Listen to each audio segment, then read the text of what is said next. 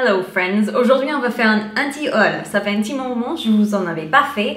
La dernière fois j'en avais fait sur le maquillage, mais cette fois-ci on va parler des produits bébés parce que là je suis à 35 semaines améliorées. Il me reste 6-7 semaines maximum. Ça arrive vite, du coup je suis en plein préparatif. Et parfois quand je regarde sur internet, il y a des choses où je me dis mais j'en ai tellement pas besoin de ça. Si vous ne connaissez pas encore le concept d'un anti-haul, c'est l'opposé d'un haul. Plutôt que vous dire tous les produits bébés que j'ai achetés, je suis trop excitée. Et vous savez, les hauls, c'est toujours rempli de hyperboles. Des « Ah oui, mais ça va être extrêmement génial, c'est le plus beau pull que j'ai vu de toute ma vie. » Mais un anti-haul, c'est l'opposé de ça. Du coup, il y a un peu de hyperbole aussi. Donc parfois, quand je parle, j'exprime d'une façon un peu exagérée pourquoi je ne veux vraiment pas ce produit. C'est un thème de vidéo qui a été commencé par une youtubeuse aux États-Unis qui s'appelle Kimberly Clark, que j'adore. Elle est super drôle. Et le but à la base, c'était d'être un peu anti-consumériste ou de au moins réduire la quantité de choses qu'on achète parce que parfois on peut être vite enveloppé dans toutes ces choses. On dit ah, et puis finalement on se retrouve avec plein de produits ou plein de trucs, on va jamais finir, on va jamais s'en servir. Et voilà. La petite introduction anti-haul. On va commencer tout de suite parce que je peux vous dire pour les produits bébés, il y a plein de choses que j'en ai vraiment pas besoin. Et bien sûr, le petit disclaimer, si jamais vous avez adoré ces produits, vous avez trouvé que c'était les produits qui sauvent la vie, etc. Toutes les mamans, moi incluse, c'est vraiment très reconnaissant si vous partagez votre expérience dans les commentaires. Ça me dérange pas du tout, c'est juste les choses que moi j'ai choisi de ne pas acheter pour ces bébés, sachant que c'est mon deuxième enfant. Voilà. Numéro 1, je vous avais déjà parlé sur Twitter et c'est une chaise haute de la marque Bloom Fresco et c'est super joli, hein. Ces trucs, c'est rose gold, c'est hyper stylé. C'est une chaise haute qui coûte 719 €. Même si j'avais l'argent qui ça sortait par mes oreilles, j'en avais tellement, je savais pas quoi faire, je ne mettrais jamais 700 € dans une chaise haute. Nous, on a pris la chaise haute d'Ikea à 12 € et on est super satisfait.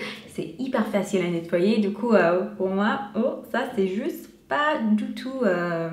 aussi, ça se transforme dans une vraie chaise après, mais c'est quand même 700 € pour une chaise haute. Non merci, c'est pas pour moi.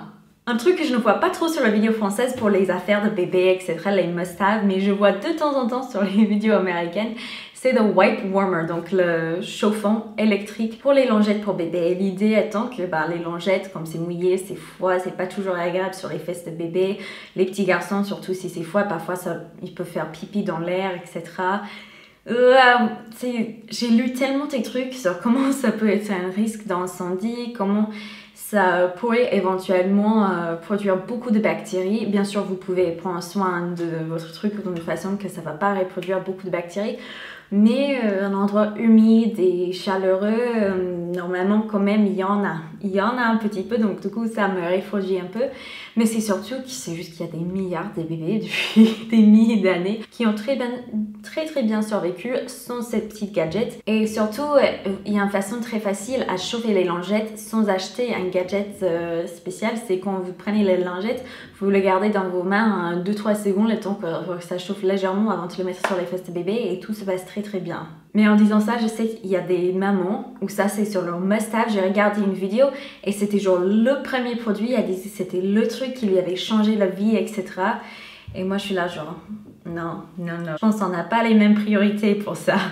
Numéro 3, c'est une grande collection de biberons parce que ça arrive très souvent que votre bébé, il va pas accepter toutes les biberons. Alors moi, je vais personnellement allaiter, mais j'adore pouvoir tirer le lait et donner un biberon à papa. Le soir, papa donne je donne pas le biberon à papa, je donne un biberon à papa de donner au bébé.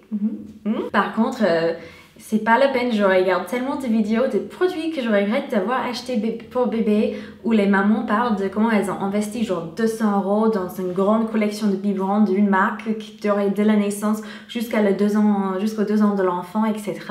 Et puis finalement, l'enfant il accepte pas, donc elles rachètent toute une autre collection, le bébé accepte toujours pas. Donc pour commencer, ils vendent plein de petits kits nouveau-nés pour les bébés, pour biberons qui pourront bien suffire, vous pouvez tester. Et comme ça, normalement, si bébé n'aime pas, vous avez perdu une vingtaine d'euros plutôt que d'avoir perdu 200 euros dans une grande collection que vous ne savez plus quoi faire avec en fait. Les tenues dans la taille nouveau-né 1 mois, oh punaise, comme c'est adorable, mais avec ma fille, je me suis jamais en servie. Même si c'est adorable, vu que ça dure vraiment 2-3 semaines, et c'est les 2-3 semaines où on est tellement dans la rapidité, où il y a tellement de choses à faire, vous avez tellement organisé, finalement, je me suis pas servie de ces petites tenues. J'avais compté même faire des petites photos et tout, mais non. Du coup, pour ces bébés, j'ai rien acheté de tenues. On a regardé même, je crois, pour les tailles entre 0 et 6 mois. Pour le moment, j'en ai qu'une tenue. Et ça, c'est aussi en partie parce que je sais que les mémés, dès que ça approche un peu, les mémés vont se faire plaisir et acheter plusieurs petites tenues. Du coup, ça, c'est quelque chose où je me suis dit, non, cette fois-ci, un nouveau-né est aussi mignon en pyjama qu'en tenue. Et quand les gens ils viennent pour vous rendre visite, ils vont pas être là genre... mais votre nouveau-né n'est pas en jean, qu'est-ce que c'est cette arnaque? Non, tout le monde comprend que si bébé est en pyjama, ça se passe très bien, vu qu'en plus, ils passent une grande partie de leur journée à dormir, ou vous passez une grande partie de votre journée à essayer de leur faire dormir. C'est pas mal les pyjamas. Un autre truc que je vois de plus en plus souvent, c'est, je vois dans les halls bébés, etc. Surtout, bon, pas surtout, seulement pour les petits garçons, c'est les petites pipi-tipis. Alors, qu'est-ce que c'est? Souvent, ils sont faits maison, du coup, et parfois, il y a des personnes qui ont enfants, et donc ça, comme cadeau de naissance, c'est des petites triangles, les petites tipis. Si vous avez déjà changé la couche d'un bébé garçon, d'un nouveau-né, vous savez que parfois, dès qu'on enlève la couche, il y a l'air froid qui touche le bébé, il fait pipi tout de suite, juste automatiquement, c'est un réflexe. Et du coup, l'idée, c'est que vous allez enlever la couche et vous mettez le petit tipi pipi tout de suite pour que ça attrape tout le pipi. Déjà, c'est une chose de plus à nettoyer. Et deuxièmement, il y a plein de techniques que vous pouvez regarder sur internet avant l'arrivée de votre petit bébé qui font en sorte que vous pouvez, comment dire ça, l'encourager de faire un pipi avant que vous ouvrez la couche même pour que ça sorte, pour qu'il n'y a pas cette souci. Et ouf, non, pour moi c'est juste un truc de plus à nettoyer. Je trouve ça vraiment pas nécessaire. Et encore, c'est un produit que je vois très souvent après sur les listes ou sur les vidéos des produits que je regrette d'avoir acheté pour bébé. Du coup, pour nous, on va pas investir dans ça. Le parfum bébé, déjà je sais que ça c'est hyper controversé, surtout sur YouTube, que les gens, les parfums pour bébé dans les salons et tout ça, encore dans les salons, mais pour moi mettre un parfum directement sur la peau de bébé, je trouve ça juste pas nécessaire parce que j'adore l'odeur de bébé juste naturellement ou avec un tout petit peu de savon, je trouve ça sent trop bon et j'ai pas envie de cacher cette odeur de nouveau-né qui est tout bon avec un parfum en fait, ça m'intéresse pas du tout. Le Baby Keeper, alors ça c'est un truc que j'en avais vu vite fait sur internet. Déjà, c'est 77 € ce truc. Et l'idée c'est que ça peut servir en tant que porte-bébé. Un porte-bébé, attention, qui n'est pas du tout physiologique. Et ça peut aussi servir quand vous mettez bébé dans le chariot pour faire les courses ou pour attacher bébé quand vous allez dans les toilettes publiques en fait. Il y a des attaches pour que vous puissiez l'attacher au mur des toilettes. Comme ça, si vous avez besoin d'amener votre bébé avec vous dans les toilettes, vous n'avez pas besoin de laisser bébé seul dans la poussette à l'extérieur de la petite pièce WC. Vous pouvez amener avec bébé avec vous et l'attacher à la porte. Alors déjà, pour les raisons de sécurité, je pense qu'on voit tous le souci là. Oh punaise. Mais même juste pour la fonction porte-bébé, il y a tellement d'options de porte-bébé qui seront mieux pour la morphologie de votre bébé et aussi pour votre morphologie, pour que vous n'avez pas mal au dos à la fin de la journée. Personnellement, moi j'utilise le Manduka et je pouvais le porter presque à 2 ans sur mon dos sans que ça me fasse mal au dos. Mais vraiment, regardez un peu, renseignez-vous pour les portages physiologiques parce que c'est plus d'être un truc hippie qui est vraiment « Ah oui, le mieux pour bébé, c'est plus que de blabla. C'est vraiment un truc, vous allez sentir la différence dans votre dos. J'en ai déjà porté des bébés dans les porte-bébés qui n'étaient pas physiologiques, des neveux, etc. Et oh punaise, ça fait mal au dos et c'est pas confortable pour bébé, donc c'est perdant. Et c'est le truc, le Baby Keeper, il va vous faire mal au dos, il va faire mal au bébé, aux petites jambes et tout, c'est pas top. Baby Powder, donc la poudre bébé. Je ne sais pas pourquoi ça c'est toujours sur le marché vendu en tant que poudre bébé. Tous les pédiatres que j'ai pu voir et aussi dans les crèches aux États-Unis et en France, tout le monde et tous les experts sont un peu contre le poudre bébé. Déjà parce qu'il y a un lien qui n'est pas encore 100% prouvé mais qui est très très fort entre le poudre bébé traditionnel avec le talc et tout ça et le cancer. Et aussi parce que c'est pas top pour leurs poumons. Et juste, surtout, c'est pas nécessaire. Il y a tellement d'autres choses qu'on peut faire. C'est mieux de laisser les petits fesses de bébé à l'air si on peut. On peut mettre une petite crème barrière pour protéger, pour prévenir contre les trucs, etc. Et bien sûr, la meilleure chose à faire, c'est de changer souvent les couches. Déjà, le pédiatre nous avait dit, déjà, ça sert à rien. Ça va rien faire pour votre bébé, à part éventuellement irriter les fesses.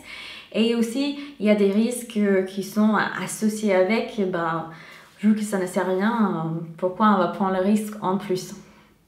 Donc pour nous, on ne va pas acheter de baby powder, de poudre bébé du tout. Tous les produits chers qui font du bruit blanc, qui vendent pour faire du bruit blanc. Déjà, vous pouvez acheter des produits pas chers du tout qui vont faire ce même bruit, qui va apaiser et calmer bébé, qui leur rappelle des bruits qu'ils entendent bien dans le ventre et tout. Donc pour beaucoup des bébés, au départ, ça les aide arrivent à se calmer, d'être moins stimulés et s'endormir. Vous avez aussi plein d'applications sur votre portable qui vont le faire gratuitement.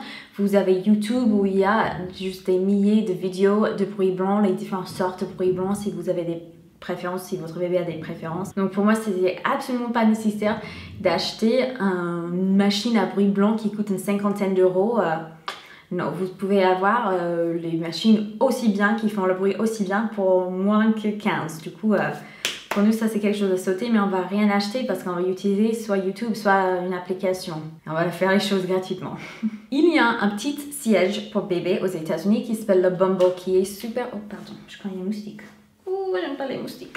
C'est une sorte de petit siège où on met bébé. Le principe, c'est que ça aide bébé à s'asseoir. Comme ça, il peut vous regarder, ça lui donne une autre position.